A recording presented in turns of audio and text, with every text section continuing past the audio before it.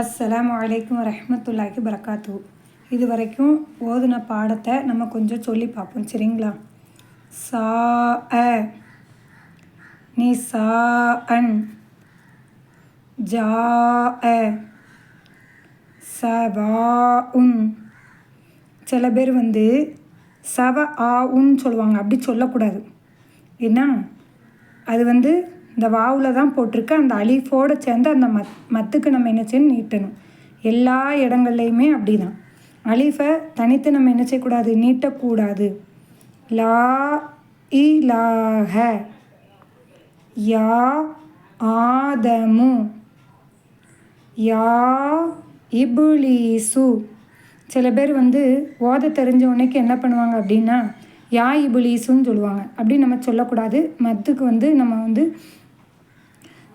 அது முக்கியத்துவம் கொடுத்து அதையும் நீட்டி நம்ம ஓதணும்.